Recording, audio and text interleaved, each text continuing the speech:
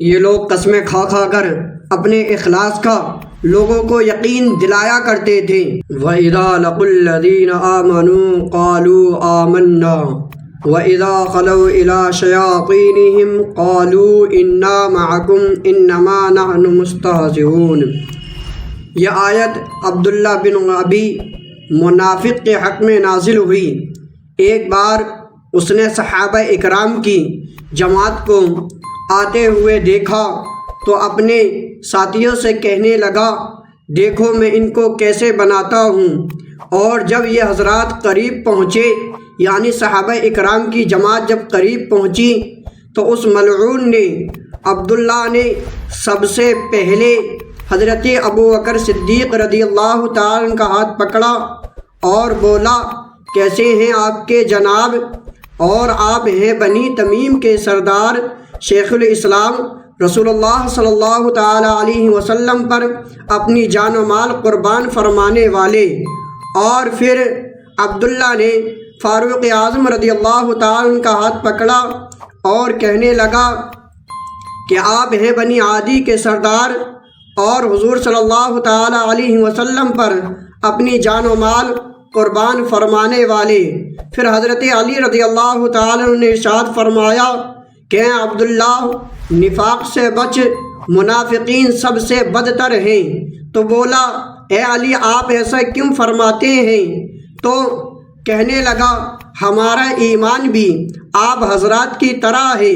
اور یہ حضرات وہاں سے روانہ ہو گئے تو وہ اپنے ساتھیوں سے کہنے لگا، دیکھو میں نے کیسے بنایا، کیسے میں نے ان کو بیوقوف بنایا۔ تو حضرات یہ آیت کریمہ اس کے حق میں نازل ہوئی، ان منافقین کے حق میں نازل ہوئی یہ آیت کریمہ۔ جب وہ منافق مسلمانوں سے ملتے تھے تو ان کو خوش کرنے کے لیے کہتے تھے کہ میاں ہم تو مسلمان ہو چکے ہیں، اور جب اپنے سرداروں اور اپنے دوستوں کے پاس جاتے تو نہایت تاکید سے قسمیں کھا کھا کر اور کہتے تھے کہ ہم ہر طرح آپ کے ساتھی ہیں، ہم تو مسلمانوں سے دل لگی کرنے کے لیے کلمہ پڑھ دیتے ہیں۔ اور وہ نرے بیوقوف ہیں، وہ اپنی مجلسوں میں، اپنی خاص مجلسوں میں ہمیں لے جاتے ہیں، جس سے ہم ان کے دلی ارادوں اور مشوروں سے باخبر ہو کر تم کو بھی بتا دیتے ہیں۔ ہمارا یہ طریقہ اے کافروں تمہارے لیے بھی مفید ہے، تمہارے لیے بھی فائدہ مند ہے، اور اس پر تمہیں ہمارا احسان ماننا چاہیے۔ یہ لوگ بار بار قسمیں کھا کھا کر اپنے اخلاص کا لوگوں کو یقین دلایا کرتے تھے۔ آج بھی بے دین لوگوں کا یہی طریقہ ہے، قسمیں کھا کھا کر اپنا ایمان ظاہر کرتے پھرتے ہیں، مگر لوگوں کو ان کا اعتبار نہیں ہوتا۔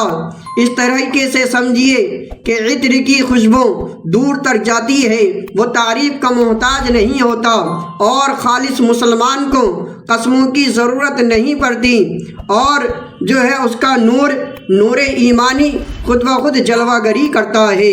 یہ کہ لوگوں کا مذاق اڑانا سخت گناہ ہے۔ قرآن کریم نے فرمایا، لا یسخر قوم من قوم، کوئی قوم دوسری قوم کا مذاق نہ اڑائے۔ خیال رہے کہ مذاق اڑانا اور بات ہے، خوش طبعی کرنا اور چیز ہے۔ خوش طبعی کو مزاح کہتے ہیں۔